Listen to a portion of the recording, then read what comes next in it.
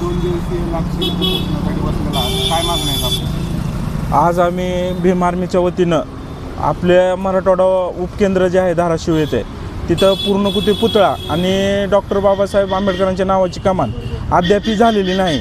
आणि आपल्या इथं जे आंबेडकरी चळवळीचे जे पक्ष असतील, संघटना असतील, त्यांनी वारंवार त्याचा पाठपुरावा करून जिथं निवेदनं दिले कलेक्टर साहेबांना, त्यांनी वारंवार तिथं भेटी घेऊन ते जे कुलगुरू असतील किंवा आपले हे असतील प्राचार्य असतील त्यांची बैठक लावण्यासाठी त्यांनी निवेदनं दिले किंवा त्यांना हे केलं, तरी समाज कल्याण अधिकारी किंवा कुलगुरू आणि जिल्हा प्रशासन यांनी अद्याप दखल घेतलेली नाही.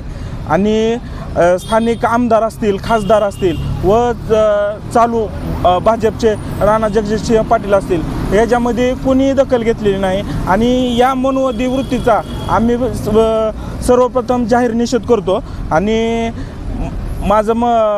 आमची भीम आर्मीतर्फे अशी मागणी आहे की ह्या प्रश्नावरती जर तुम्ही हे करत नसताल तर आम्ही आंदोलन एकदम तीव्र करू. दुसरी तुमची मागणी आहे की स्मारक लवकरात लवकर सुरू करण्यात आली. त्या स्मारकाची म्हणजे वर्क ऑर्डर वगैरे निघालेली आहे का?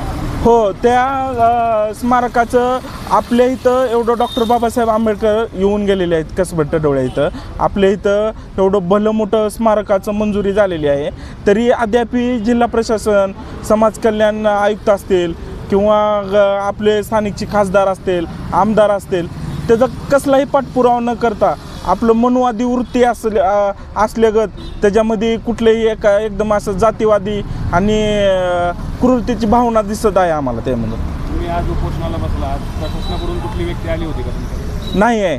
अद्याप कुठले जिल्हा प्रशासन किंवा कुठला पक्षाचे किंवा आमदार खासदार कुणी भेट घेतलेली नाही.